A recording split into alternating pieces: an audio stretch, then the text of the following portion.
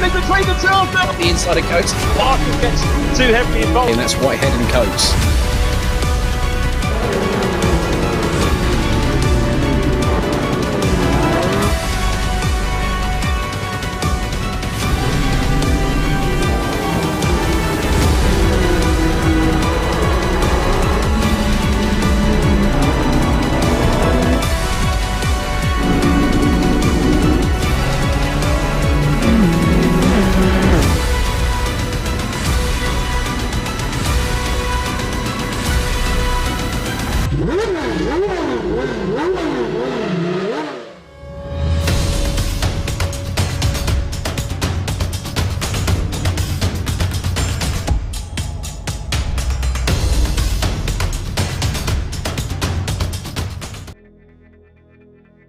Hello everyone and welcome to the VRRC League of Champions Round 3 here at Thruxton.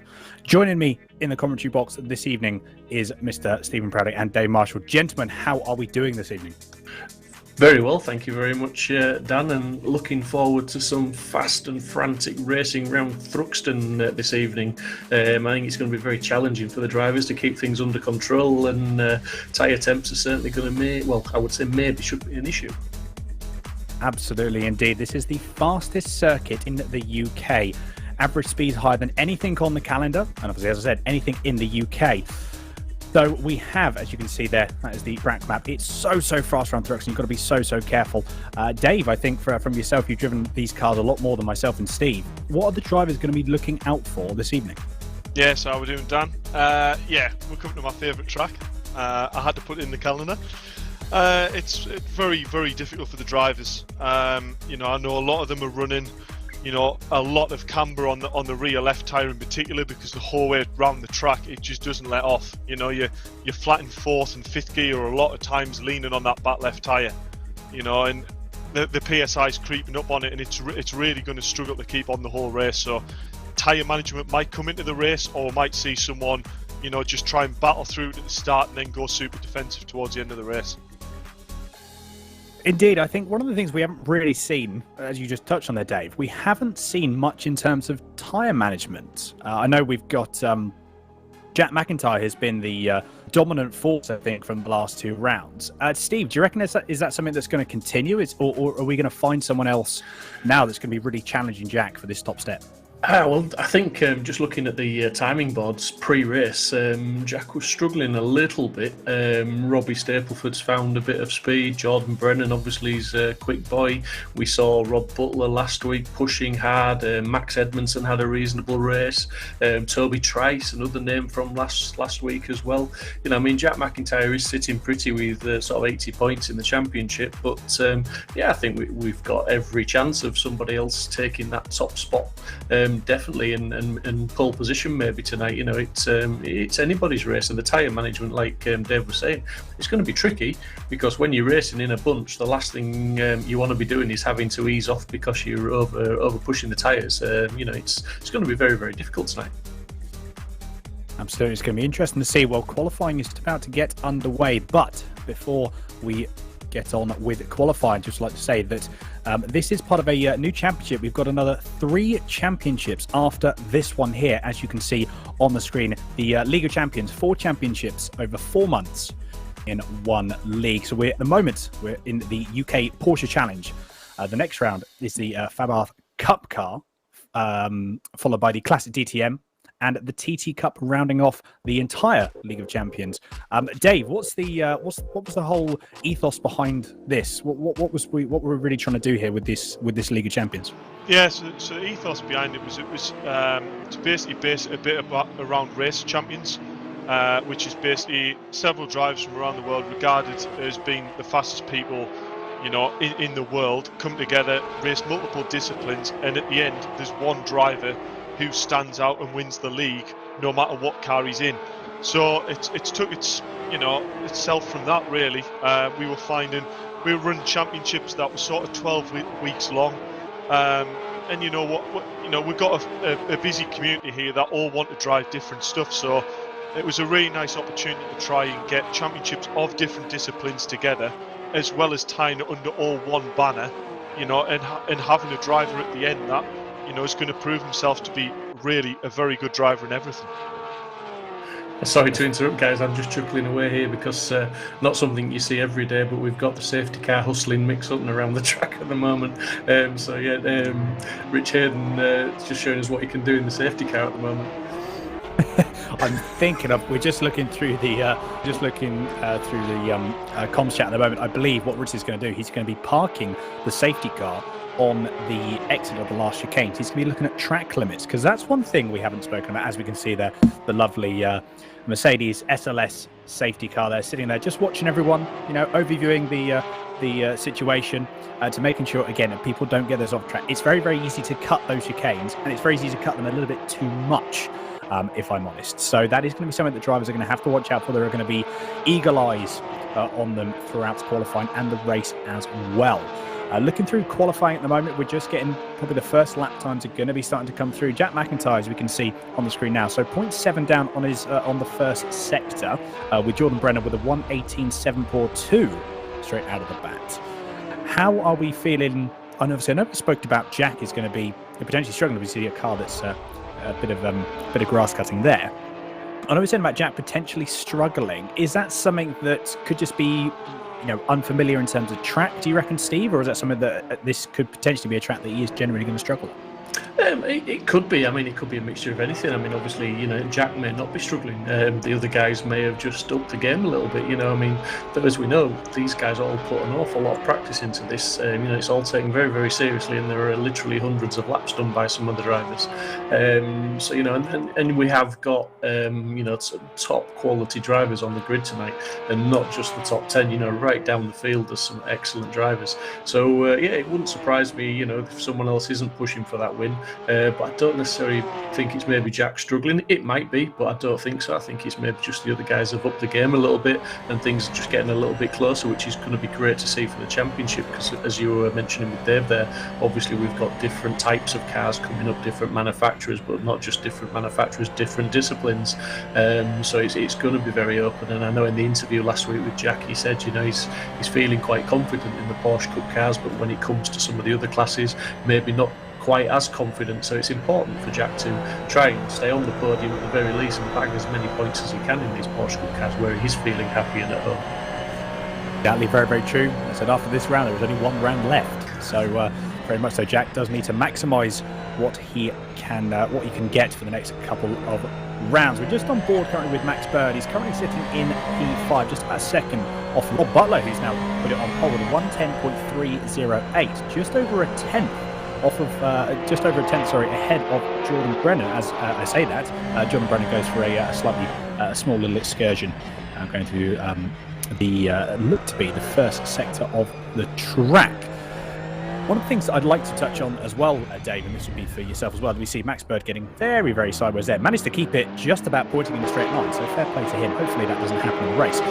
Dave, obviously we've got some championship prizes on offer as well for this season, so just want to talk to us a little bit about that then.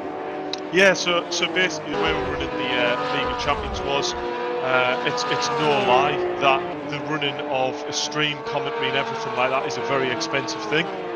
So VRRC do very well to, get entries and, people pay a small fee to enter the championships. But instead of doing prizes for individual championships, the idea is we do the prizes for the overall league at the end. But then also we do trophies for individual championships. So the top three from this Porsche round, the Porsche Championship, will get trophies for the top three. And the same for the Bath and following, and then there's prizes for the top five at the end of the league. So it's a nice balance on basically how much you pay to enter, as well as getting a little bit in return from it as well. So good stuff. No, absolutely. One of the another thing I'd like to mention as well is to everyone that's currently watching the broadcast. Firstly, welcome again if you have just tuned in. And please do get involved on the broadcast and on the chat. It's really good for us. It gives us potentially some talking points that we haven't necessarily discussed, or we could potentially discuss. So I'm just going to read through now. So we've got Dave Jones that has said good evening, guys. So welcome to the stream, Dave. Hope you are enjoying everything so far. We have now currently on the screen, we've got Matt Richards In P17, I don't think he's quite got the lap in that he would have wanted at the moment, although he will, I'm sure, be putting some more lap times in, as we've just had Robbie Stapleford, you can see on the left-hand timing screen, with a 1:10.615, just over 3/10 off Rob Butler, who is still leading with 8.5 minutes to go, Steve. Yeah, absolutely. And Robbie Stapleford is a driver, I think, that with my time with VRRC over the last few months of commentating with them, Robbie Stapleford is a guy that's improving. And I was just talking to Dave off air before we went live, and Robbie's been having some coaching lessons, Dave, with 10/10 coaching. Do you want to just tell us a little bit about what you do there? So through VRRC, we've got 10/10 coaching as well. That is me and Jack McIntyre, as well as Max and Alex, who tend to do more of the real side coaching. So you can book track time and coaching with Max or Alex at the real tracks, if you have a track car or race car. And then me and Jack tend to do more of the sim side of stuff. And yeah, Robbie's booked in. His first lesson was the previous round, actually. And it was great to see him come away with, a race win after his first coursing session. So that was a really nice entry into 10/10s. And then he's booked in again this week before Thruxton, just to try and he was struggling with a bit of balance with the car. Thruxton is a very, very fast track, but it requires the car to be quite agile, with the corners being that quick. So yeah, he booked in, we got the car a bit more settled, and then I actually went out on track with him. It's one of the advantages of sim coaching, where I actually could go out on track with him and actually coach racecraft. So I was trying moves here and there, and he was doing the same on me, of where's possible to pass here. And it's something that's really quite unique to our coaching. So yeah, let's see if it pays off in the race. Hopefully it does. Just regarding sort of coaching and whatnot around Thruxton, and I know you said at the beginning of the stream this is one of your favourite tracks, Dave. I mean, are there any make or break points at Thruxton? We sort of talk about other tracks where we say, it is very important to get the exit right on such and such a corner, or the braking just right into there to set you up. Is there places like that at Thruxton? I mean, it's a pretty flat out track with possibly just a couple of really hard braking zones, and the rest of it's pretty much quite intense full throttle, isn't it? Yeah, it's very much all flat out.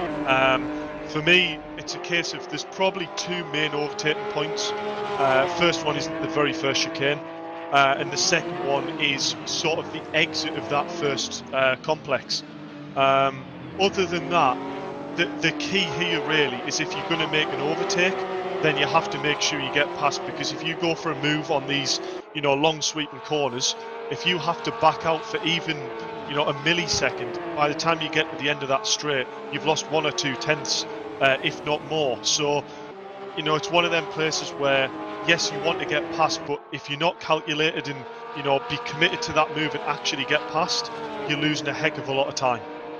Yeah, absolutely. And I suppose you've got to try and, it's ever more important to stay on the right line, as well as we're just seeing, Fairclough he took up every inch of track there, and there's an awful lot of grass at Thruxton, isn't there, which offers no adhesion whatsoever if you get onto that. So obviously, when you're sort of attacking these corners absolutely flat out, the last thing you want to be doing is just running wide, because if you do, you're running wide at a very high speed, and you will go a long way into the scenery, I'm guessing. Yeah, I mean, when you put a wheel on the grass, if you get pulled into the grass here, going off at 130 mile an hour, the drivers are actually shocked at how far they go until they slow down. And it's probably, regarding the tracks that we've raced at the moment, you've got the barriers and the gravel traps at other tracks, the same as here, but none really where you just have a grass run out.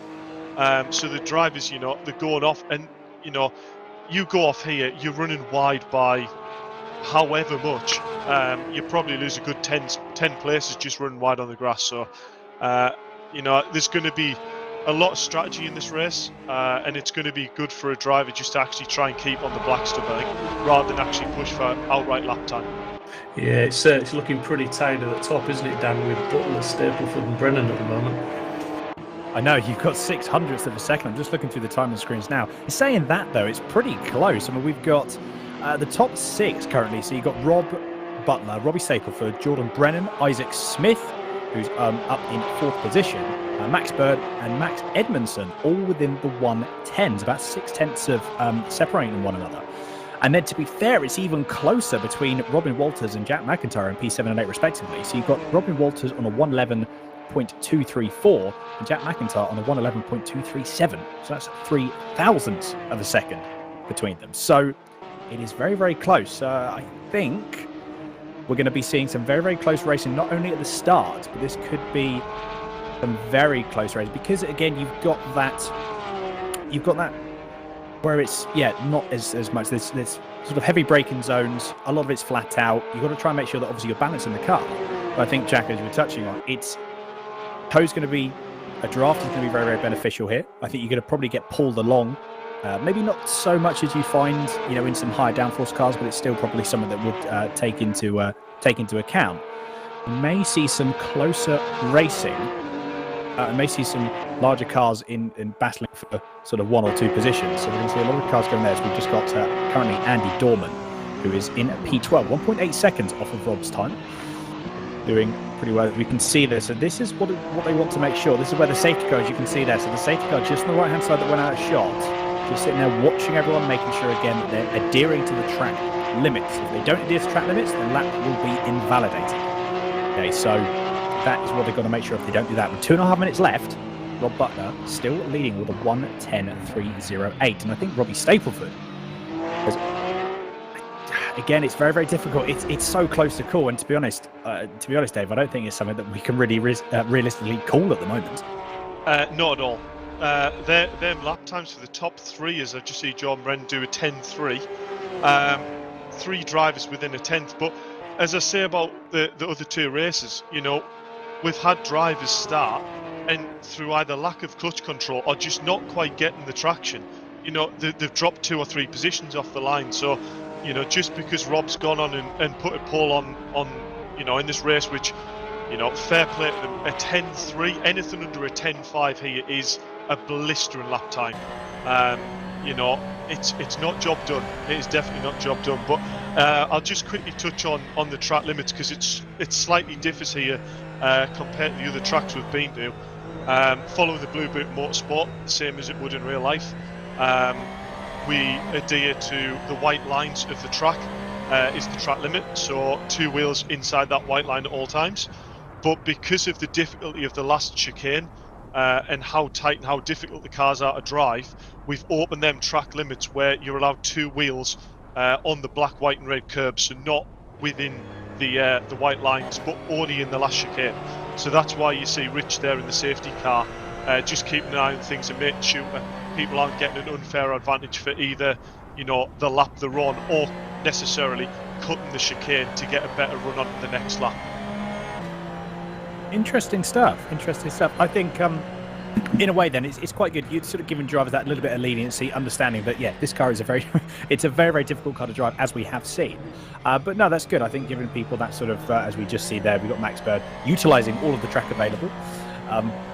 No, it is good. I think giving that drivers that little bit of leniency, because around here these cars are so difficult. They're difficult at the best of times, let alone when they're trying to sort of balance the car and almost dance the car around these really, really high-speed corners. We've got 10 seconds left of qualifying. At the moment, Robbie Staples has actually put in a quicker lap time, 1:10.231. So he is currently leading by just under a 10th, 3/4 of a 10th of a second. So Rob Butler in P2. Actually, I say that, sorry, my apologies, because this has become almost, I think, even closer. We've now got the top 6 within 3/10 of each other, with Jack McIntyre now in P6 with a 1:10.559. Isaac Smith still in 5th position, hasn't improved on that with 1:10.497. I'm just looking again, it's getting so close. And we've got Jack McIntyre going across the line. This will be his last, as I say that's I've never seen that before. Wow. That was interesting. With the wall.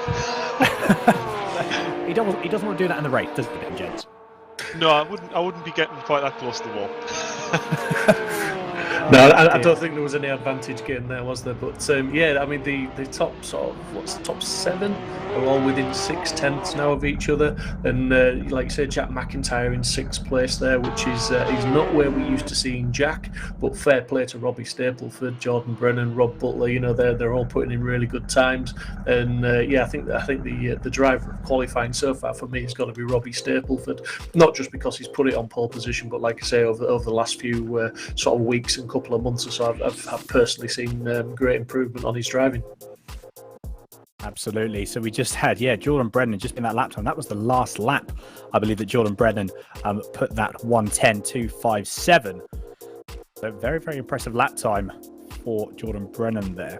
I believe, hopefully, in a couple of minutes, we're going to have the pole sitter. So Robbie Stapleford is going to be in the interview waiting room. So we're going to be able to have a chat with him very quickly before we get underway for race 1 of the VRRC League of Champions, round 3 here at Thruxton. As I said before, if you have just joined, welcome to the broadcast, and make sure you do get involved. We love being able to read the comments. We love being able to read the chat. So yes, please do get involved in the broadcast. And I've just heard a notification come off, so I believe we do have Robbie in the Comsports now.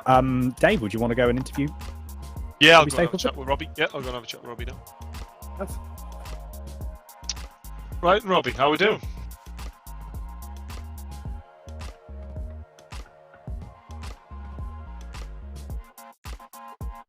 Is Robbie Stapleford there?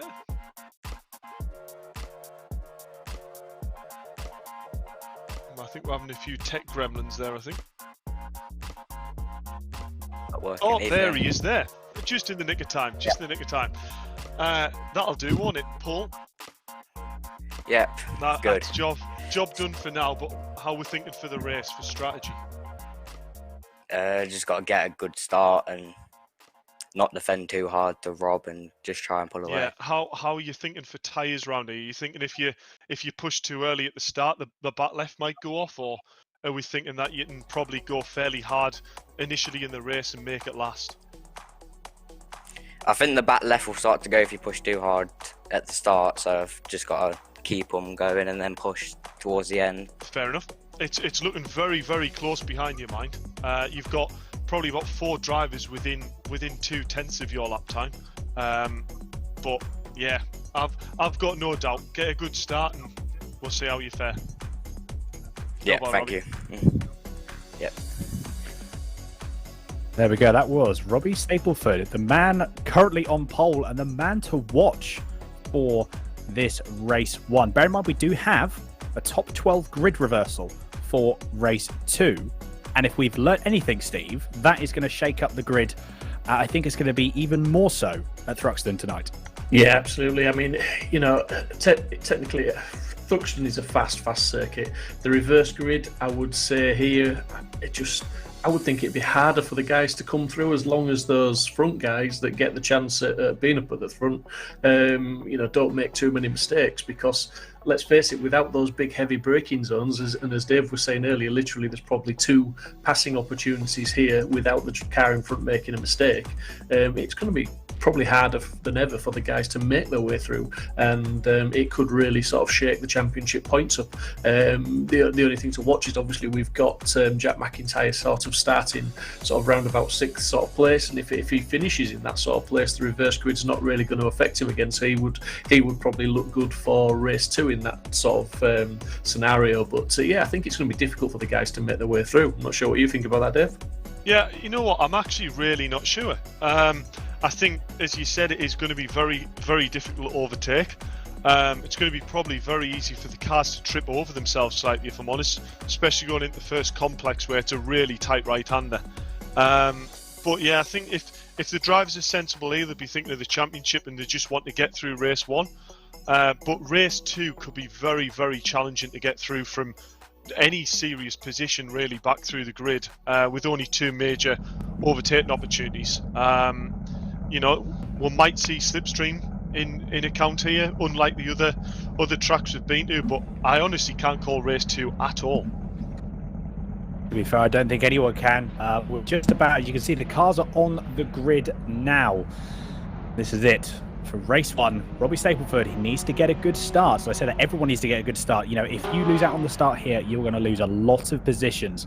So as we have spoken about and as we have seen in the previous rounds, if you get a poor start, that could be potentially 3, 4, 5, even 6 positions and leading on from that as well. So drivers to really have to be careful as the lights are just about to come on here at Thruxton for round 3 of the VRRC League of Champions here in the Porsche Challenge.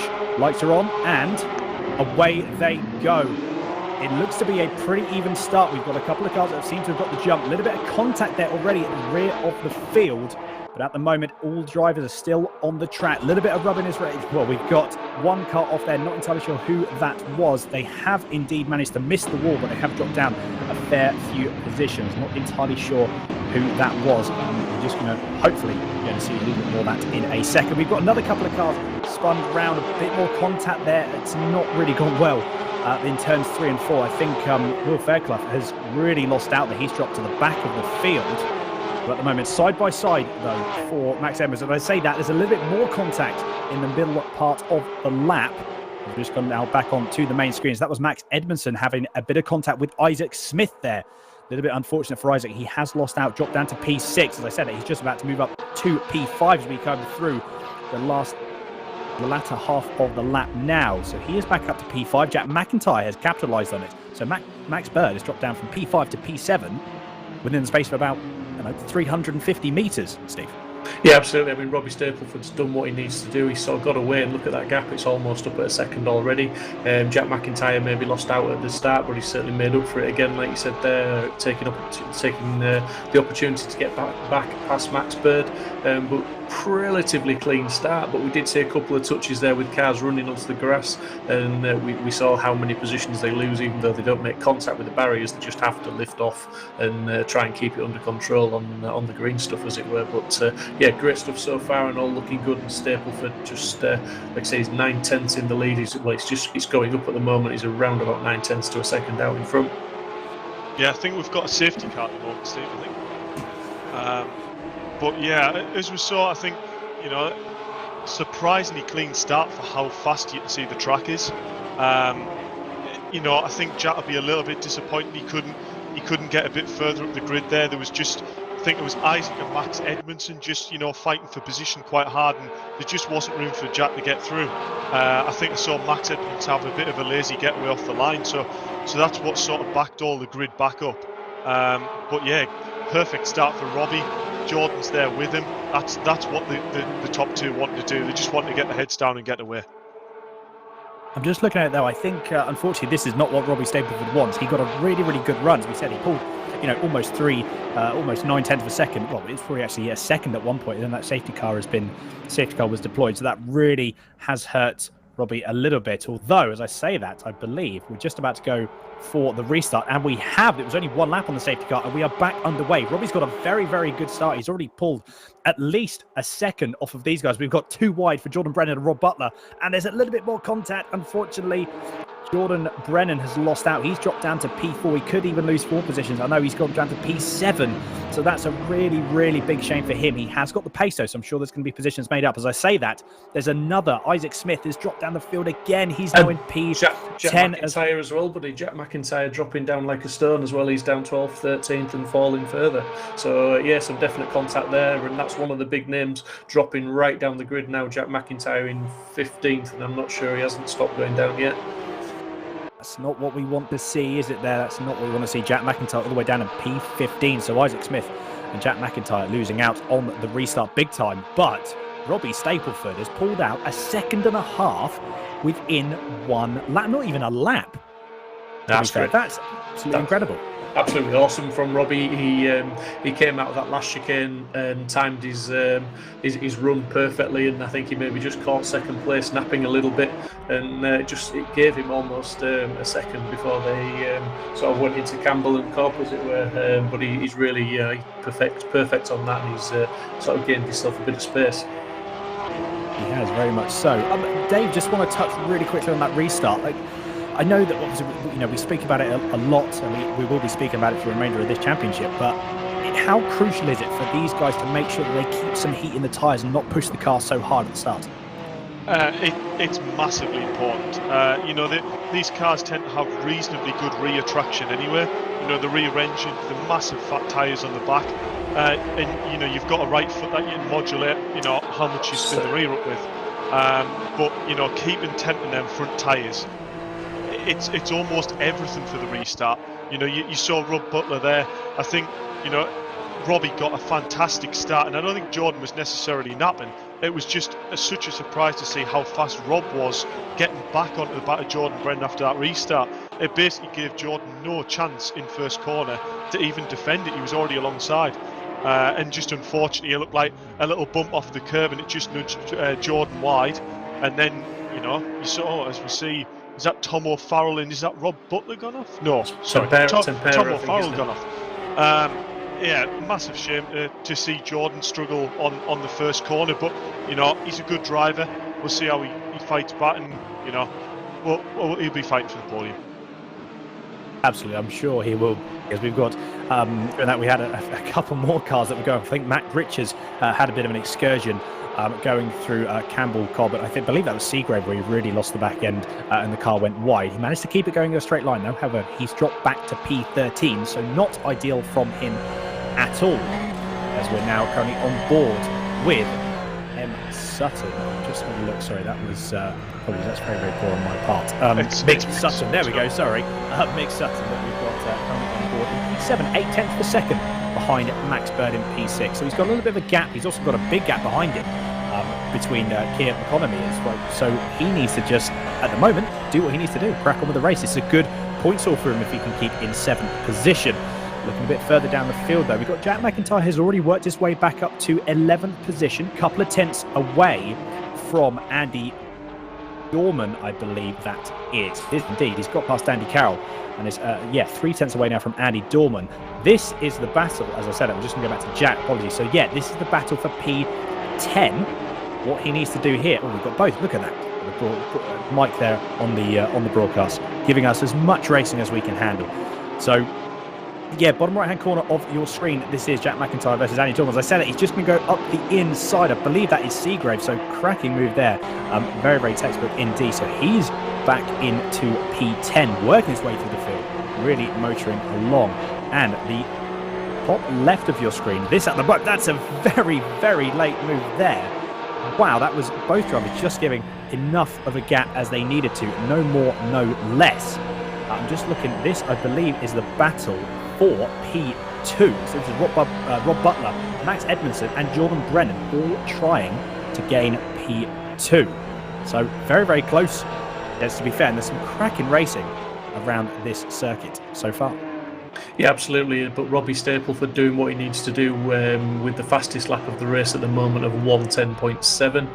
Having said that, his last lap was a 1:11.1. Rob Butler's was a 1:11 dead. So Rob Butler made up a 10th. Doesn't sound a lot, but a 10th's a 10th. But yeah, Robbie Stapleford's got his head down as we're just looking at Jack McIntyre there as they go 3 wide to turn 1, and unfortunately 2 of them have spun. I think that is Isaac Smith and McIntyre. That was nearly such a good hold there by Isaac, but that wall has took no prisoners there, has it? That there is the definition of 3 don't go into 1, wasn't it? You know, the outside guy was never going to know Jack was up the inside there. Isaac's a sitting duck in the middle, not really anywhere to go. You know, that is a big racing incident. Yeah, very lucky for Isaac there. Like you say, he lost out big time, and Jack was just trying to gain those places, but 3 into 1 just didn't go. Certainly not at that point on the track. But heads down racing, and we're just watching Carroll at the moment in 10th place, who's coming under pressure from Richards behind. He's only 2 tenths at the back, and getting ever closer, as I think that slipstream's helping him. Very much so. I think, as we say that, Matt Richards has unfortunately had another excursion on the track, so he's dropped a little bit there. So I'm sure he has got the pace, so he's going to try and catch right back up to the back of Andy Carroll, and he's going to try and make that move again for P10. But at the moment, Andy Carroll doing a very, very top job, currently in P10. 7 tenths, or as I said, it's just determined to 8 tenths now behind Andy Dorman, as we're just now switching to Rob Butler in P2. Currently 2 seconds behind Robbie Stapleford, but at the moment still keeping Max Edmondson behind him. 7/10 of a second is the gap. Is that going to close down? Not entirely sure. We've got 10.5 minutes left of this race. I wonder, now we're going to start to see, Dave, potentially some tyre management. I mean, at the moment, Robbie Stapleford, he's going to be managing his tyres so well. I can imagine while he is probably pushing at the same time, because he's not racing anyone at the moment, he's just going to be trying to conserve his tyres as much as he can at this moment in time. Yeah, I think Robbie's driving smart. I think he's driving within himself, and if he can do that, he's going to keep it on the road and just, drive home the race. Rob's a smart guy as well. He drives for the championship. I'm not saying he's not going to try for the win, but he's not going to push the car harder than he thinks he can drive it, and put it off because he's trying to push too hard. He'll be happy with second. It's good championship points, and I don't know how keen-eyed he'll be. But huge news is Jack McIntyre is actually retired. He's in the pit lane now in race 1. So if Rob's seen that, he'll be thinking, championship points for second place, and Jack's in the pits. This is a really good point haul. But this also means for race 2, Jack will be starting near the back of the grid and won't get a reverse grid. So this is massively going to jumble up this championship. Is very much so. That's definitely, sorry Steve, that's definitely not what Jack wanted. Well, I mean, well, no, this race could potentially, this championship is now going to, it was going to be close anyway. This could potentially go down to the last race of the last round of champions. We just see Andy Dorman unfortunately losing out to a couple of positions, so he's dropped down into P11. So a little bit of a off track there, grass excursion. He's dropped down 2 positions because of it. Again, Steve, this is just showing that a small little mistake, and you lose, like I said, in this case, 2 positions in the space of about a second and a half. Yeah, absolutely, and as you were just saying there, this is a fantastic race for the championship at the moment, as that looks like Richards again running very, very wide there. And I have one question for Dave, obviously, because Dave's spent a bit of time in these cars around Thruxton. We're seeing quite a few people running wide, and it's usually when they're in packs. How much does that front aero, what difference does it make when you're up behind a car in front in these cars? Does it make you understeer more? Is it very vital, and is it difficult to run close behind the car in front on Thruxton? Yeah, so that's the thing. We noticed it particularly in Donington going down towards the old hairpin in the first round. These cars, when you're within about a car length or 2 of the car in front, they don't follow particularly well. So you can see they have an absolutely massive wing on the back of the car. They don't have a relatively big front splitter, so that car is making really turbulent air for the car behind, and also taking downforce away on the front splitter for the car that's following. But yet that car that's following still has that massive wing on the back trying to lift the front of the car up. So that's why you're seeing it so hard to sort of follow that closely. Not to mention the fact the speeds here are, as you see there, 140 mile an hour through Church Bend. That's realistically why it's so hard to follow. Yeah, and it's very, very difficult, and that's why we're probably seeing a few guys running wide, and boy, are they losing time when they do run wide, as they're, that looks like Carroll just getting a little bit sideways there as he heads into club and onto the start-finish straight, which is giving Richards a fantastic opportunity to close the gap right up on him, but I don't think there's going to be an opportunity into the first corner. I think he's going to wait for Campbell maybe. And now just looking through, Matt Richards has been surprisingly, at the moment, he's probably just setting up his opportunities. We've got Andy Carroll that's defending a little bit, going through into, I believe that was Campbell. So we got Cobb and then Seagrave. He needs to maximise the exit. Is he going to try and get the cutback? I'm guessing that Matt is going to. He's just about got the run. It was how they didn't make contact, I have no idea, but fair play to Matt Richards and Andy Carroll for not making contact. He's going to try and go around the outside. It's going to give him the inside position for Goodwood. And that is job done. Off we go. So Matt Richards now up to P9, 1.2 seconds behind McConomy. So he is now going to want to get his head down, catch up to him. Matt has got the pace. He just needs to make sure he doesn't try and doesn't keep going wide through Church. We're just going to see him go through again. So hopefully he doesn't go wide as he has done previously.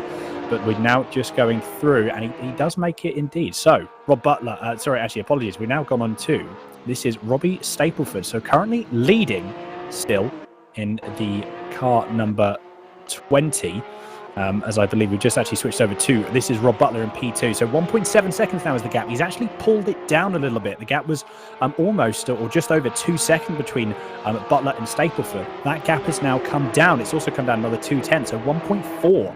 I wonder if Robbie's trying to manage his tyres, or maybe he's used up too much of his tyres and Rob's been a bit more, been slightly easier on the tyres. We've got now Matt Richards currently riding on board with McConomy, again, going to try and do a carbon copy move. He doesn't quite make it, so instead he tries to go around the outside, and that was another textbook move from Matt Richards there, as I just see McConomy. Obviously, that little bit of contact unfortunately upset the balance of the car from McConomy, and he's dropped down now into P13. I think, to be honest, Dave, that looked to be it's just a bit of a racing incident, wasn't it, unfortunately? Yeah, I think that was just a racing incident. I think that was just a bit unfortunate that, Kia saw Matt had got the move around the outside, and, fair, respectful, he just didn't want to, give him the door and put him off the track, and in doing so, balance the car and span himself out. So, fair play to Kia there. That could have been a nasty crash for Matt if he pushed him out on the grass there. But I think we've got to give a bit of credit to Matty. He's a driver who's come into this championship late. He's only entered this round so far. He's seen it. He wanted to give it a go. Entries aren't close to enter this championship. You enter per round basis. So you wanted to give it a go. You're given 18 kilograms for your first entry into a championship that's already running. So he's actually running half of maximum ballast at the moment. So to get it up to 8th place, he's really shown his racecraft and his knowledge on the sim, isn't he? Well, exactly. Yeah, very much. He's got some really good knowledge on the sim. But it's good to see people that are trying the championship out and getting involved. What we hope we'll be able to see is a few people that come in and stay for the remainder of the 3 championships that are going to be going on over the next 3 months. Currently, at the moment, focus is on the battle for P10. So we've got Rob Walters and Andy Dorman. The gap's just about 3/10, so Rob Walters is going to get the draft all the way down, going through into the last section, going through into club. So it's be interesting to see, is he going to make the move, or is he going to try and wait to somewhere else? I think Campbell's quite a good overtaking opportunity. I suppose that whole section, you've got Campbell, Cobb, and Seagrave. If people can get a really good run going out Seagrave, they can go through to Noble, Goodwood. They can just try and maximise that run going through. It seems to be a very, very good exit at the moment, as we see there. This is now turned into the battle for P9. So you've got Andy Carroll, both Andys, with Rob Walters there. And at the moment, in the right-hand corner, so we've now got 2 screens up. And that's just moved to the main screen. We've got Jordan Brennan and Max Edmondson.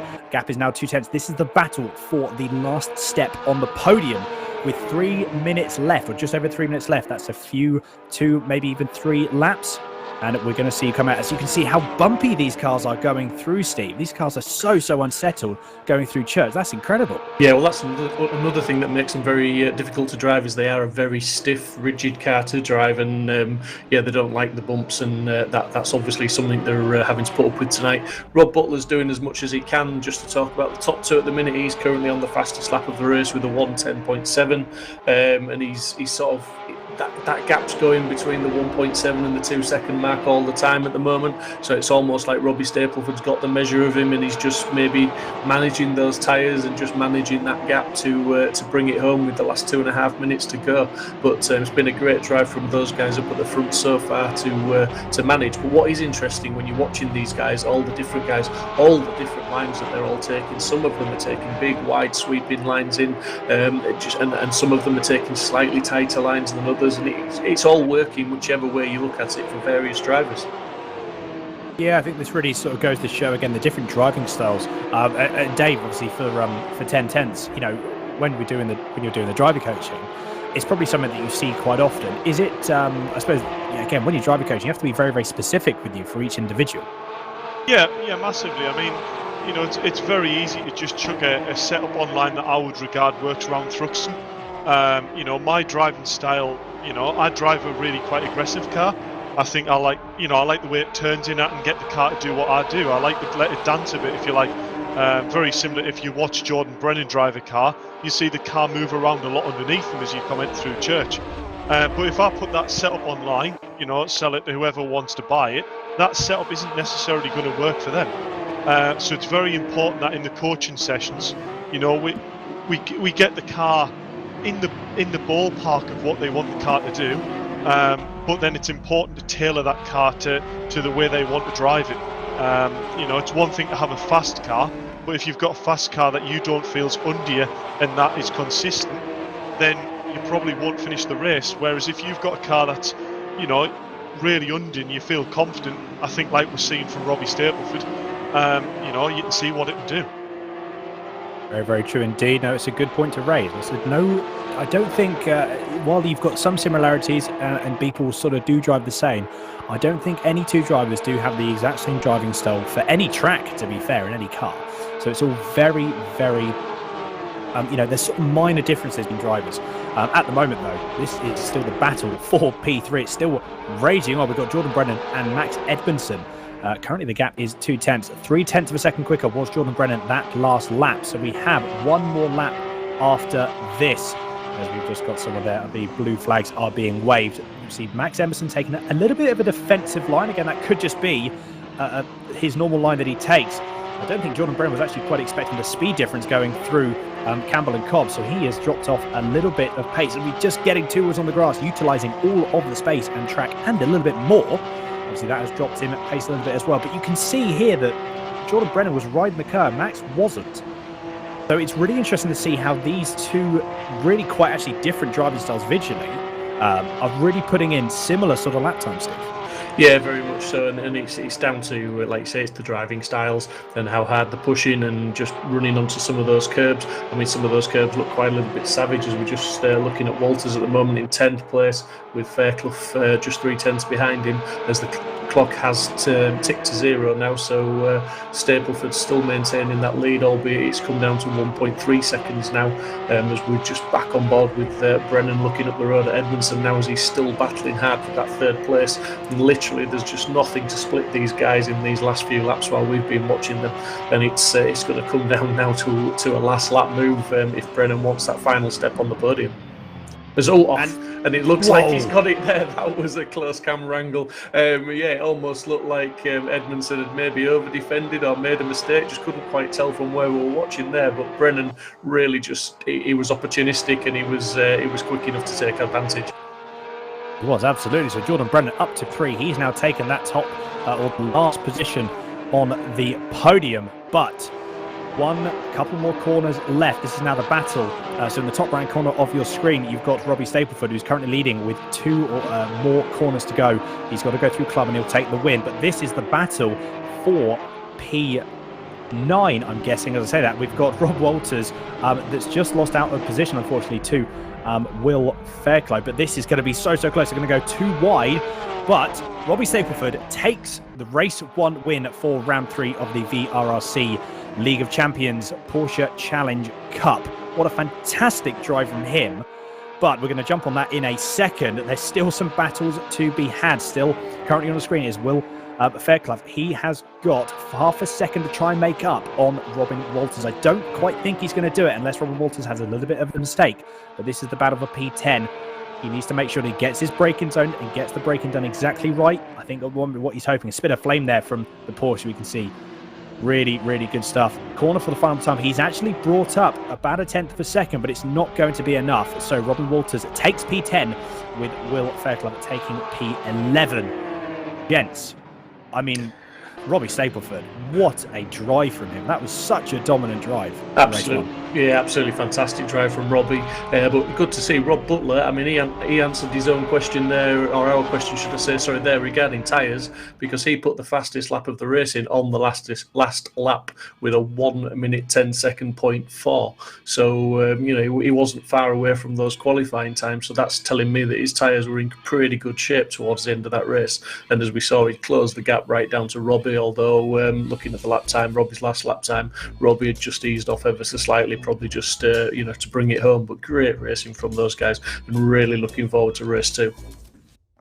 Absolutely, there's going to be some cracking racing with that car grid reversal. But yeah, Robbie Stapleford, very, very good indeed. And also Rob Butler, like I said, putting in that fast lap. So as you were saying, Dave, he's playing for the championship, really, isn't he? He's really playing for that championship and trying to make sure he maximises the points, doesn't take too many liberties, especially now that Jack McIntyre had retired from race 1.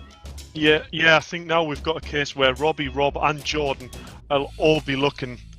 This is, Wolf, Jack's retired, and, it's going to be all to play for. But, I mean, the standout drivers in there is obviously Robbie, but you look down the order and you've got Charlie Oliver and Mick Sutton and Matt Richards, who's his first race in the Porsche, 6th, 7th and 8th. That is a fantastic effort from them lot. Very, very true indeed. No, absolutely. Looking forward to race 2. We have got a few people in the commentary booth waiting to be interviewed. Steve, you want to jump down and have a chat with them? Yeah, I could go down there now and ask a few questions, no problem. Awesome. Good evening, gentlemen. Just going to go to the race winner first. Robbie, can you hear me? Yep. Well done, buddy. Pole position, first place. Couldn't have done much more than that, could you? Nope, couldn't do anything more. Did it all go to plan? Was there any tyre management in there, or was it just pretty much like you said in your pre-race interview, where you just need to keep your head down, do your laps, and everything worked out okay for you, did it? Yeah, just got a good start off the line, and then when safety car come out, just got an even better start, and then pulled a gap, and then just had to hold it from there and not make any silly mistakes. Yeah, that safety car restart was a masterclass. I mean, you literally had a second gap before the end of that first lap back out away from the safety car. So I think that gave you that bit of breathing space to allow you to keep going. So well done, buddy. But you're gonna have a lot more work to do in race 2. Yeah, just got to keep it clean and make my way forward slowly. But no worries. Well, I'm going to let you go. Get ready for that, mate. But well done for race 1 and good luck for race 2. Thank you. No problem. If I can move to Rob. Rob, you all right, buddy? You battled hard at the beginning there. Then once you got into some clear air, the gap sort of always seemed to remain around 2 seconds. Was there much else you could have done? Yeah, at the restart, I think Jordan missed a gear or something, and we went side by side into one. I tried to keep the car as tight as I could, but on the curb, these cars bottom out, and unfortunately, we both ran out of road, and he ran wide. So my apologies to Jordan for that, but I did try my best. But yeah, Robbie was just so fast out front, and I've been really struggling with race pace. So I've tried to set the car up to come on at the end of the race, as you probably seen there, as we start to close the gap. But maybe I just needed a little bit more at the start to keep a little bit closer. And yeah, if I qualified pole, it might have been a different story. But yeah, it was a good race, and massive well done to Robbie and Jordan in third.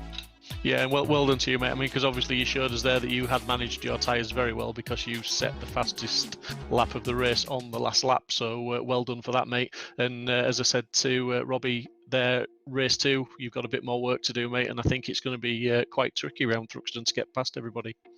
Yeah, it will be. And yeah, it will be difficult, all right. So hopefully I need another solid result for the championship, and we'll go from there. Yeah, absolutely, mate. Well done on that one, and good luck for race 2. I'm just going to move over to Jordan Brennan. Hello. Hey, Jordan, and that was a good drive from you. Battled pretty hard, it has to be said, throughout that race, and enjoyable? Yeah, it was. I'd completely messed up that safety car restart. I just weren't even ready. Don't know what happened, but I managed to get back up there, and then I was surprised that Max just let me through. He just sort of pulled off to the side, and I was like, okay. Yeah, well, we were actually riding on board with you when you got past him on one of the wheel arch cams, so we couldn't quite tell if Max had made a mistake or you'd just basically stuffed it up the inside, because we'd seen a couple of laps. He seemed to be a bit slower through that section than you anyway. You had a big closing speed on him. Yeah, I mean, did you learn anything for race 2? Is it anything different, or is it just lights out and race hard to the flag? Keep it on the track. Yeah, keep it on the track, and if the safety car comes out, try not to get caught napping. Yeah, exactly. I'll just quickly butt in here, Steve. Go for it. The big news here, Jordan, I don't want to put the pressure on. I know, Obviously, Jack's retired race 1.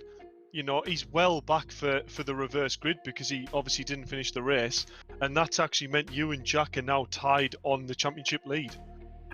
Lovely. I didn't know that. Yeah, so this has really opened up the championship. So have you got a strategy here? You're just going to try and bring it home, and are you going to be watching in your mirror for Jack, or are you going to just try and get your head down and try and go forward? Survive. That's all I can do. Right, I'll let you crack on then, mate. Good luck. Yeah, cheers, Jordan. Good luck for race 2, mate. Thank you. And there we go. Well, I think, Jets, to be fair, that's as good of advice as any. Just keep it on the track. I suppose that's really, you can't say much more than that, can you? No, absolutely not. And it's like we saw in race 1, it's quite difficult for the guys to do with the aero wash on some of these fast corners. It's easy to lose the front end, but they'll have all learnt a lot from that first race, and it was good to see that the guys managed to look after the tyres enough to still be pushing towards the end and still battling very, very hard. And I think race 2 is going to be very, very interesting with those guys coming from halfway down the grid.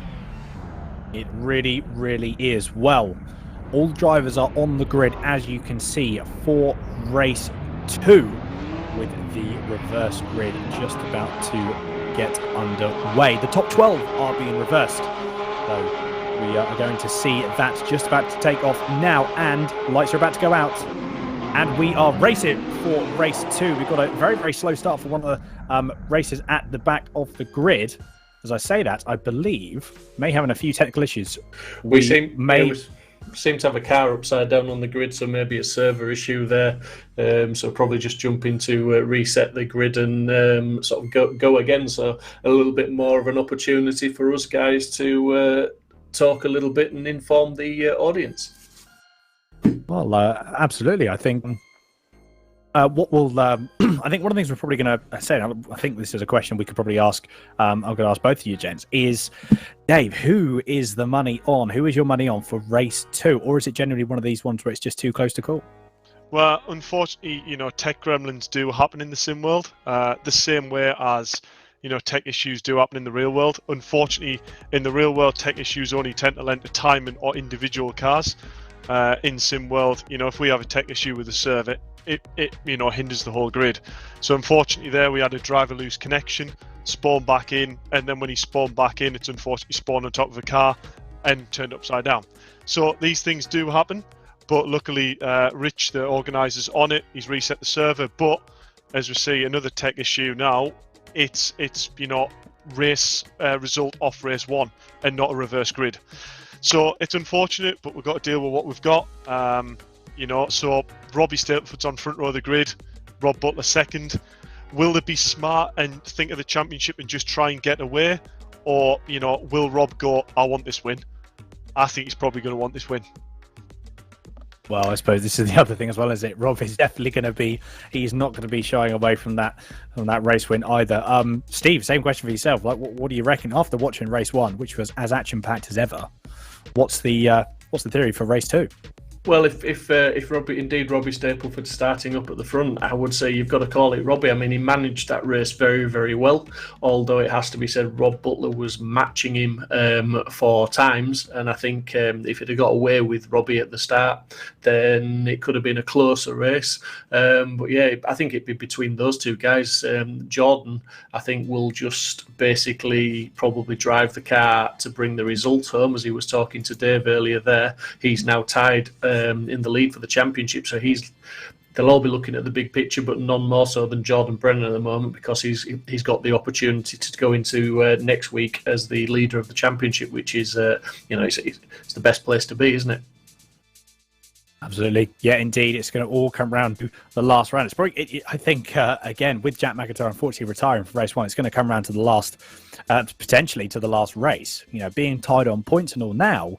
Again, it's just going to be so very close indeed. I can't wait for the last round, and we've not even finished this one yet. It's just, there's just so much racing to be had, and like I said, I can't wait for next week.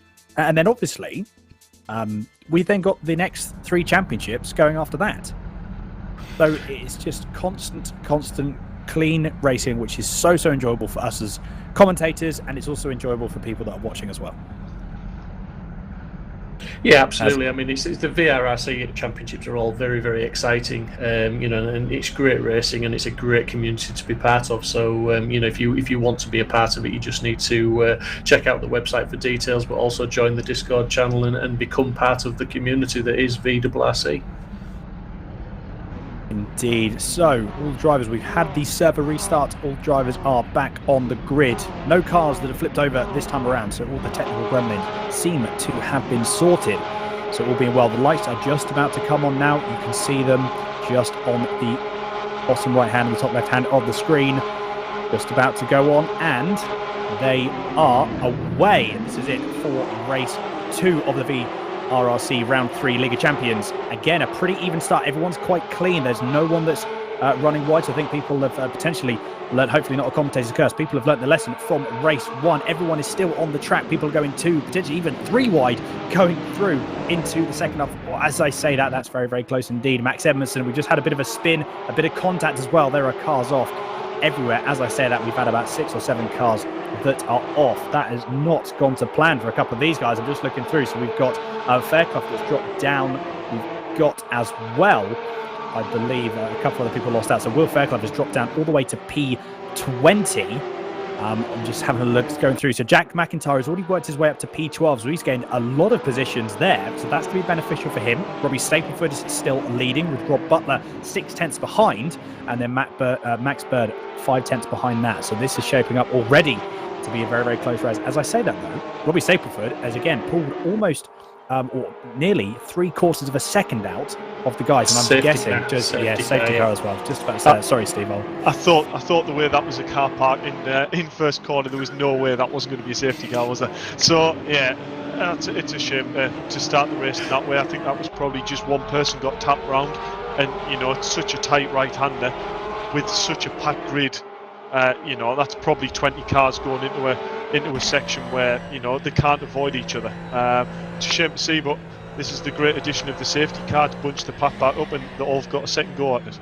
I was just going to say, Dave, it's a brilliant idea, is this safety car, obviously, to bring it in, because you get a lot of guys that get involved in that incident there that potentially that they haven't picked up much damage or any damage at all.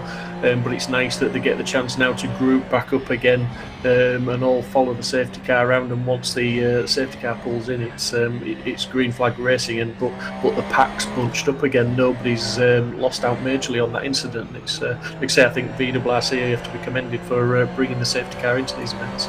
Yeah, it's something that I think any sim racer would know the feeling. You get taken out in a corner. It's not necessarily the driver's fault that's behind you. He's either clipped the grass or he's being nudged, and it puts you out the race. And there's not a worse feeling than having 20 minutes of a race left and you 30 seconds behind the pack with no chance of catching. So we thought, we'll try it in the League of Champions. We'll bring a safety car to it and see if it's really going to help the racing. And I think you'd agree, it's really helping, keep the interest there for the drivers that have spun out. But as we see here, it's just about to get ready for the restart.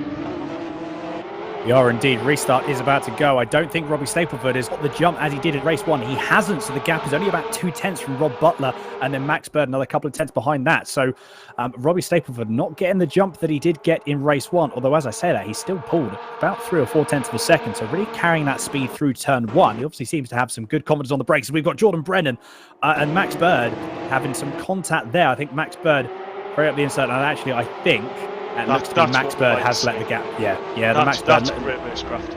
Yeah, no, very much so. We've got a car off there.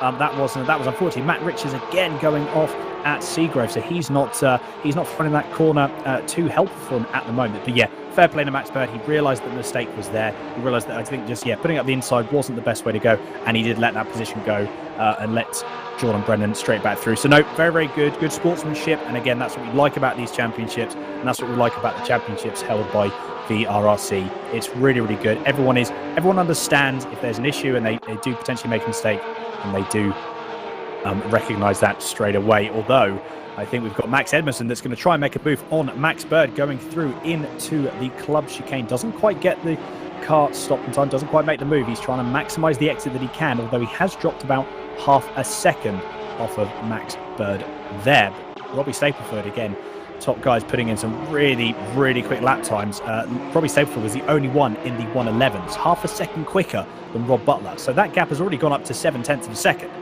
So again, Robbie Stapleford is just on a mission to try and get the gap away as much as he can from Rob Butler, Steve.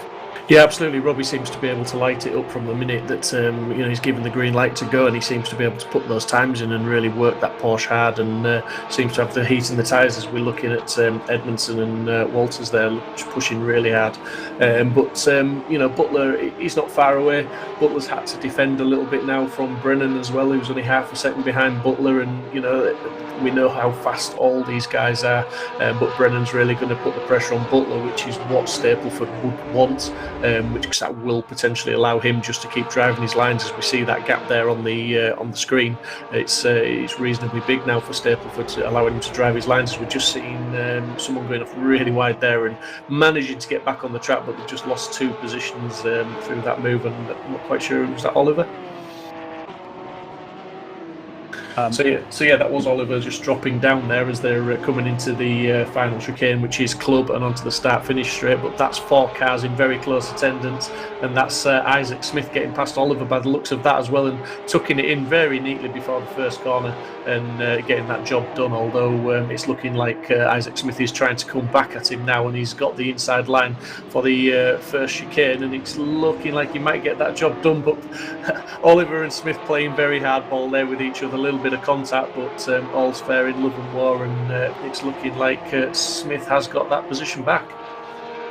He has indeed. Smith up to P14. It hasn't been the round that he's had so much pace, and he unfortunately, in terms of race position, hasn't been able to exploit it. As I said, he's going to try and go up the inside of Tempera. Doesn't quite make that move. I think, again, that was just the line that he was potentially taking, trying to maximise that pace. Although, as I say that, it looks to be Oliver has got the position back. They're going to go too wide going through Church. That's very, very brave indeed. And unfortunately, that's as close as you want to get at 135 miles an hour. That was very, very close indeed. But the battle for, I believe this is the battle for P6 still rages on. You've got Matt Richards and Matt Edmondson battling for P7. Matt has dropped off a little bit since we've been on him. Only about 2 or 3 tenths, but it's just enough. Again, he may be setting himself up as we're now going to go back down to Smith and Oliver battling. So Smith is going to go back at the inside. That was a little bit of contact. Smith running wide, and that's unfortunately put Tempera in the wall. There was no way he was going to avoid that. That was a bit of a shame there, Dave.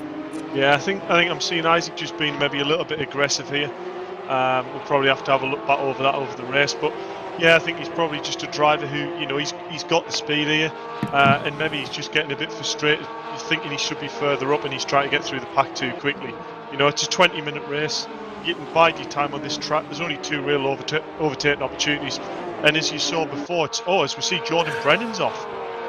Yeah, Brennan's gone off. So that's really going to mix things up again.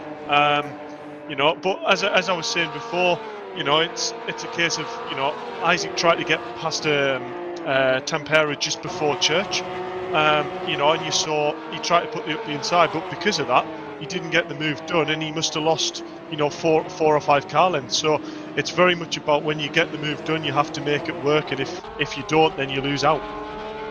Yeah, Isaac Smith's just taken 11th place from Dorman as well there, so he's on the move, and he's certainly charging forward. And just to answer Lucy Fairclough's question in the chat regarding is it supposed to be a reverse grid for race 2, yes it is, but unfortunately we did have a technical issue with the server which has started race 2 in the race 1 finishing order, so that's why the race isn't reverse grid at the moment. So hopefully that answers your question. We're just going to go on the screen now. This is the battle for P7. So you've got Jack McIntyre again making some position. This is good for Jack. He is working his way through the field, so he's making some good progress up to P8. Currently 2 tenths off of the back of Matt Richards. Is Matt going to go wide through Church? He seems to have got that corner pretty much nailed now. So is Jack going to try and make the move? He's gaining time. Again, the gap is now just under 2 seconds. He's going to have a little bit of a look. He does think better of it, though he's way too far back, I think, at this point. But again, some slightly interesting thing. We can see different lines being taken from both drivers. As Matt getting it very, very sideways on the exit. As I say that, Jack's getting it very sideways as well. These guys are driving to the absolute limit of what these cars can do. But yeah, unfortunately, and I believe that's Matt Richards with a very, very quick lap time. Is that personal best? That was a 1:11.258, so a couple of tenths quicker, and it's one of the quickest cars in the race at the moment for this particular session. So Matt has really got adjustments really well made. As I say that, he is driving the wheels off of that car. He's going to have no tyres left by the end of this day. This just shows, Dan, this, you know, you drive this car aggressive and it does respond well to it, but as you said there, will his tyres last? I'm not sure whether them slides there have really worn down that back left, and I think he's struggling around all the right-handers, which is obviously not a good thing around Thruxton. So I think Jack will be sitting back looking at this and going, you know, I think Matt's pushing fair hard here to try and either close the gap or hold me off, I'm going to sit back, let him go through his tyres and then make an easy pass. But I know these two drivers do actually drive on the same sim team, as we see there. Matt Richards into a right-hander. He's gone wide. He's cut the chicane there, but the car distance has stayed the same. He hasn't really gained an advantage by doing that. That's what we like to see. But yeah, so they drive on the same sim esports team. So, I don't know whether if Jack gets onto the back of him, how much Matt will actually defend this, knowing that Jack is a front runner in the championship and he's only doing the one round. But we'll wait and see. No driver likes to be overtaken. Absolutely not. I was just going to say, looking at the front guys at the moment, that gap at Stapleford, it was down at one point to half a second on the last lap as Butler was charging hard. But Stapleford's got that gap back again, as we're just watching McIntyre again now in 8th place, looking to put a move on Richards for 7th. And he's managing to follow fairly closely there and hold a tighter line. So he's really got that car planted, and he's got the controls. He's really tucked in now. As you just see the Porsche jumping over the bumps in the road, he's flashing his lights. He's making Richards aware that he's there, and he's trying to put the pressure on. But he's just dropped back out of what would be a position to maybe have an attack in the braking zone. Yeah, I think, and as we said, that I believe. Go a little bit deep. I wonder if I'm just looking at that. I wonder if Matt let Jack by just then. He seemed to go very, very deep into the corner. But at the moment, that's released Jack now up into P7, so he is now 2.6 seconds back from Max Edmondson in P6. So we're going to have to watch out and see if that time drops. But at the moment, Rob Butler 1.3 seconds behind Stapleford again. Stapleford just managing that gap. Just looking through the YouTube chat as well. We really do apologise, Lucy. Obviously, we were excited to see Will on the front of the grid, but for next round, obviously everything will be sorted. As we got there, Johnson having a big sideways moment going out of Seagrave, just managing to keep it in a straight line, very well held. That definitely, definitely a contender for one of the saves of the round there, Dave, isn't it? Yeah, that's what I like to see, if I'm honest. I'm a rally guy at heart, and that fully sideways was, it was up there, to be fair. So, these Porsches, they are leery, they're sideways, they are very high power, they're loose.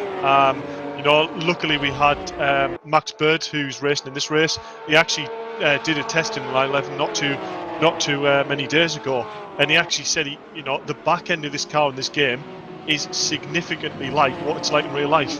Very loose, very snappy, a lot of power. So it's good to get the feedback from drivers who's actually driven this car in real life, and basically praise the setup of the car and how well it's been made to replicate it in a sim. Yeah, exactly. So 7 minutes left remaining. I'm just looking. The gap has come down from Jack McIntyre to Max Edmondson, who is the focus on your screen, to 2.1 seconds. So Jack's taken a half a second out of Max that lap. He's got 6 minutes and 50 seconds left. So that's going to be very, very close come the end of the race, providing Jack can keep it on the tarmac and make up those same sort of gains. As I've been talking, the gap has now come down to 1.8. So Jack is on a mission. We got Max Edmondson only about 7/10 away from Rob Walters. So if Jack can really get the hammer down, he may even be contending for a top 5. Looking at just Robbie Stapleford again putting in a purple lap. That was a 1:10.752. So he takes another 10th out of Rob Butler, although that gap is still staying about the 1.4, 1.3 second mark. So could this be again, as we've said, and as we spoke to Rob, I believe he says his car's set up for nearer the end of the race. So is this what we're seeing now again, Steve, do we reckon? Yeah, I think so. I think when he was obviously starting from the front row, he doesn't need to do anything much different to what he did in the first race and just try and control it. Although it's the gap has been yo-yoing maybe a little bit more than it was in the first race, but he's in control with a gap of 1.5 seconds, and the lap times the guys are putting in are literally within a tenth of each other either way each lap. So the gap's staying pretty stagnant, and we've got 5 minutes and 30 seconds left plus 1 lap. So it's he's getting that job done. He's protecting the tyres, and he's doing what he needs to do. Rob Butler likewise. Jordan Brennan is the man with the fastest lap of the race at the moment, as we're just riding on board with Johnson now, who's looking up the road at O'Farrell and literally trying to keep his tighter line and gain the inside line so that he'll maybe have an opportunity in the braking zone. If indeed he needs to do it in the braking zone, he's alongside now and he's edged in front, and it's looking like maybe he's going to keep that move, keep that position, and just hold the line through here. And indeed he does. That's him moved up to 9th place.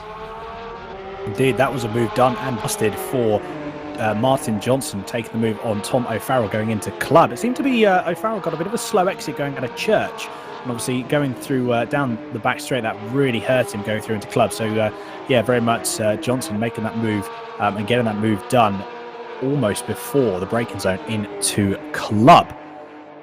Yeah, I mean, Jordan Brennan just put the fastest lap of the race in on the last lap with a 1:10.6, which puts him within half a second, as you can see on your screen there, behind Butler. So Butler's going to start having to check his rear view mirror very, very soon if that gap continues to come down, as they're just approaching a slower car, but no real issues. It just about managed to get out of the way for the guys there. But yeah, Butler's going to have to start looking in his mirror a little bit, and again, Stapleford's going to enjoy that, because that's going to protect his gap a little bit. And he's going to just keep his head down, and 3 minutes 50 seconds to go, hopefully bring it home for a double this evening. Potentially. Well, I'm just looking, the gap did drop down actually very briefly from Stapleford to Butler to just under a second. It has now gone up all the way up to 1.5. So I think this is going to be the gap. We've just got I think that is Max Edmondson taking P5 away from Robin Walters. So Walters has now dropped back and is very, very close to being the clutches from Jack McIntyre, who's now 8/10 behind Walters. I think Edmondson needed to do that. He's already gapped half a second away from Walters, so that was definitely something that Max Edmondson needed to do, as now focus has shifted to Jack McIntyre here. So he is going to be wanting, P5 is still within the cards from him. We know, and we have seen in the previous 2 rounds, he has got some really, really good pace, and he needs to, when he needs to, he can put in that lap time. As we've got there, that is Isaac Smith again dropping back. That looked to be out of Seagrave again. So this round has gone from bad to worse for him, and his luck is not improving at all there. So a bit of a shame from Isaac Smith. This definitely hasn't been his race, and I think, Dave, as well, from what we were talking about, I think potentially frustration definitely settling in there for Smith. I think that's exactly what it is. You know, I know because I'm in the community on Discord. You know, I know that he's currently in Ireland at the moment. He's actually round Rob Butler's actually. So they've got 2 sims there. He's not in his home environment, but I'm not saying that's an excuse, because you've seen he's got the pace. But yeah, I think he's just maybe not quite feeling comfortable, and he's not quite feeling this race at the moment. So the race hasn't really come to him. He's maybe overpushed the car a bit there, and you know, his race results have suffered for that. But yeah, it's one of them things. But this battle between Jordan Brennan and Rob Butler, this is not done before the end of the race. I think Jordan's really feeling like the car's coming to him at the end of this race here, and he'll be biting on Rob's heels. He will indeed. So, sorry, Steve, just say so. Yeah, Jack McIntyre, the gap's gone down to just over half a second. So Jack's really, like I said, he's still looking for P5, and it is not far off the cards. He's got to have 2 more laps of very, very quick ones, and he will be right on the tail, potentially making some moves. As I say that, he is pretty much there. So this is very much a battle that's going to be continuing on for P5 for the remainder. As I say that, Jack just getting held up there, unfortunately, from a bat marker, so that's dropped him off. The gap is now a second, so he's lost 6/10 just going through there. That could be the deciding factor for Jack between P7 and potentially P5. Potentially, but I think we're going to have a couple more laps looking at the time left on the clock. Almost 2 laps maybe. But Jack, yeah, don't count him out. I would say definitely 6th place is still within his grasp. If he can, he's looking to have the Porsche very much under control, probably more so than Walters maybe in front of him. As we see Jordan Brennan. I believe the server has just crashed. Server issue, yeah, server issue. Yet another tech issue tonight. This is not what we want to see, is it? But I believe with it being race distance of what it was, I would have thought race position after the server crashed will stand. So there's enough of the race distance covered there for us to take the results from, the same as in real life. Yet again, tech gremlins tonight, boys. No, not ideal, not what we want. But yeah, as you say, we managed to go through enough of the race to make sure that we're going going to be taking those positions, providing some further confirmation that I'm sure we are going to receive in a minute. But provisionally, Robbie Stapleford, back-to-back wins at round 3. A very, very good result and a very good round for him. Rob Butler taking P2, as we can see now on the main screen. So you've got Robbie Stapleford taking the win provisionally for race 2. Rob Butler in P2 and Jordan Brennan rounding out the top 3. So very, very good indeed from these guys. I think Jordan Brennan, again, he has now taken the lead of this championship with Jack McIntyre finishing in P7. So unfortunately, that has really hurt him a little bit there. But all in all, a very, very good round for the top 3. And yeah, I think Robbie Stapleford will be very, very happy with that indeed. Yeah, I think he's going to be over the moon with what is 40 points potentially for tonight's work.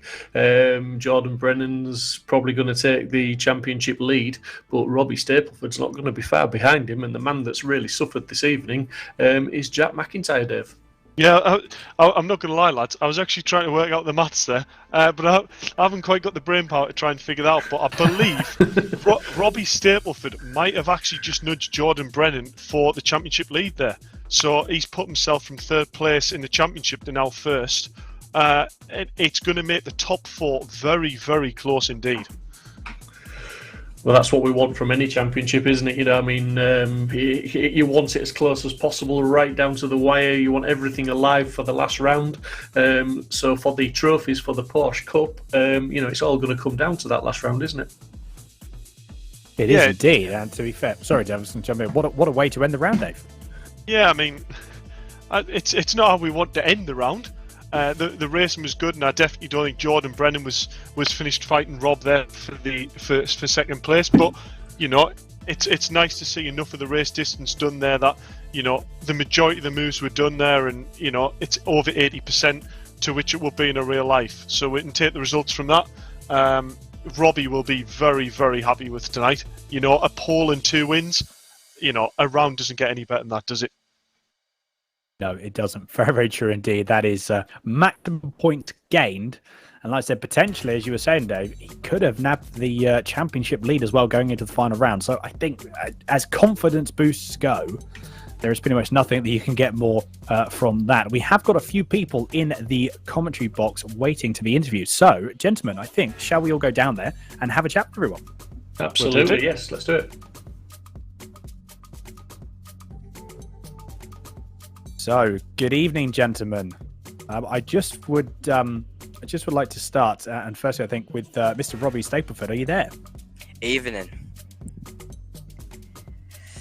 Good evening. Well, I think as it turns around, the guys will agree with me. And the first thing to say is, well done. What a round from yourself. Maximum points gained, along with the pole position. How was that for you then? Really good. Want to thank the server in the last one for putting me back on pole, so I didn't have to come through the field again. I think it was, a couple of technical gremlins obviously didn't go the way that what we were expecting, but I think how has this given you in terms of like a confidence boost? Is this something obviously I can imagine you're going to take forward into the last round, or is it is your game plan differed at all? Because we're just having a look at potentially you may have taken the lead in the championship. Well, it's definitely given me more confidence into Alton that I've got a good chance in winning Porsche. So, and then I'll just keep the same game plan, not make any mistakes, and just try. Absolutely. Well, at the end of the day, as you say, you try your best. But I'm sure this has given you a really good confidence boost. That's absolutely fantastic. So, no, Robbie, honestly, really, really good stuff. Before we wrap up with yourself, anyone you'd like to give a shout out to? Mum, Dad, family who's watching, and my nan. Good stuff.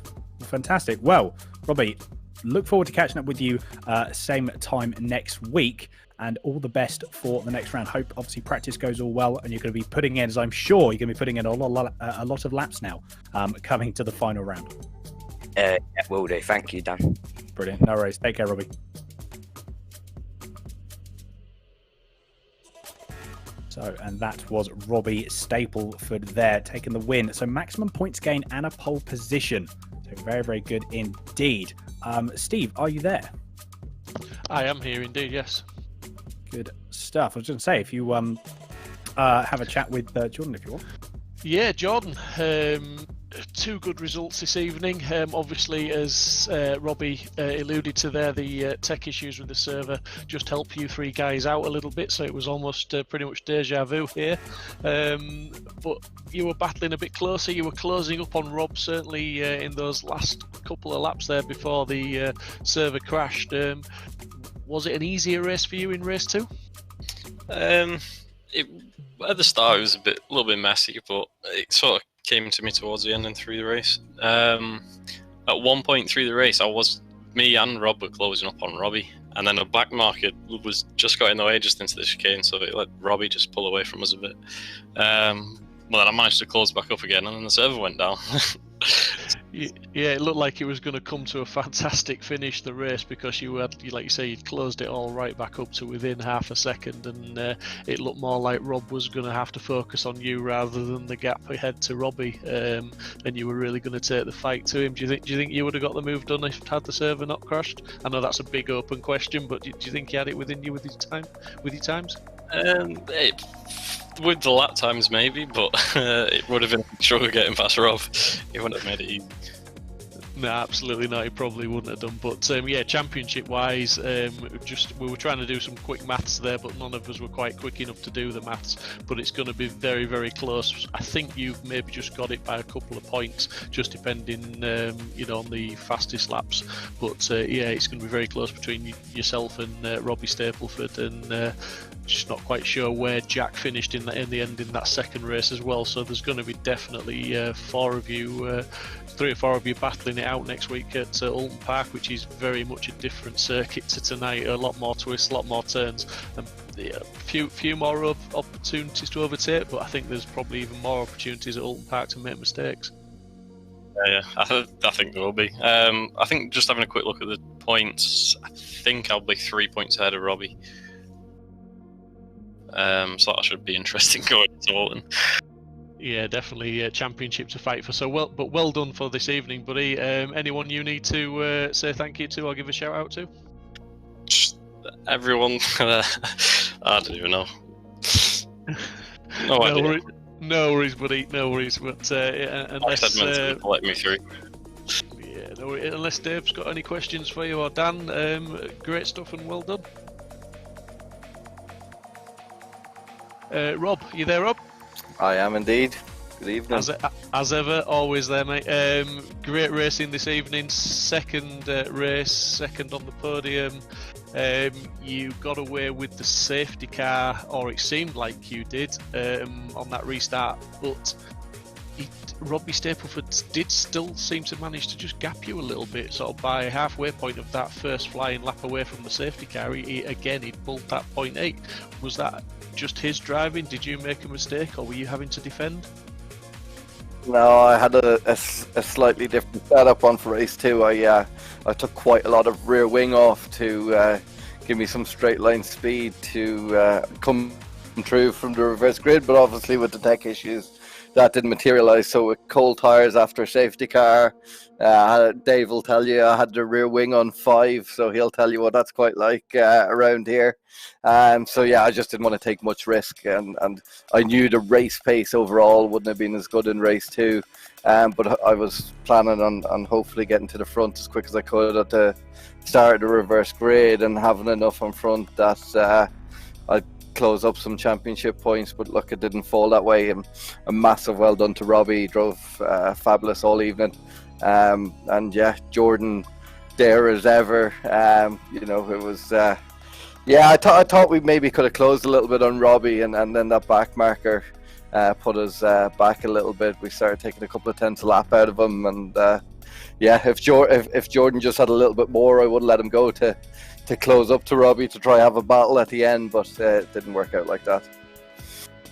No, well, you've certainly, with your results this evening, you've certainly kept yourself in contention for the championship next week, albeit you're a little bit further off than the other guys, but you have closed the gap up somewhat, and certainly to Jack McIntyre, who's obviously not scored the greatest this evening, but just well done on this evening, mate, and two solid drives from yourself. You couldn't do much more than that for your championship, to be honest.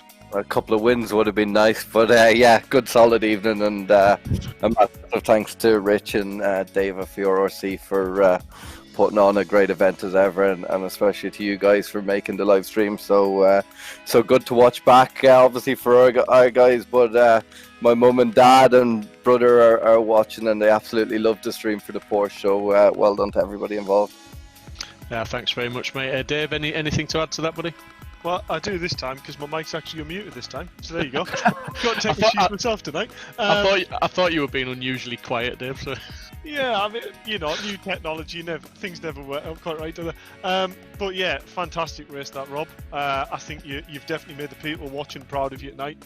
It was a standout performance tonight. Clean, solid, calculated, and good championship points. So yeah, it's all going to go down to Alton Park, and who knows what's going to happen, eh? Yeah, exactly. It's been one of those nights, Dave. It's a lot easier when you're not out there and you're on asking the questions rather than me having to listen to you get interviewed after you beat me every week. So it's a bit easier out there. But look, as I said, Robbie was just on it all weekend. Robbie and Jordan done me on the last lap of qualifying, which was quite sad, but it was my own fault because I was on a really, really good lap and threw it away through church. But yeah, that affected it. If I could have led off race one, it might have been a different story. But yeah, I hope it was good to watch on the stream, Dave. Yeah, it was fantastic. And just going towards Alton, what's the tactic that you're going to take for next round? Is it just all out, or are you going to think a little bit of the overall league itself, or do you want this Porsche win? I always want to win, Dave. You know me better. Yeah, of course you do. Of course you do. But yeah, look, it would be obviously nice to win the Porsche. Obviously, as you know, I struggled at round one. I was on my other rig in the UK that I was really struggling with.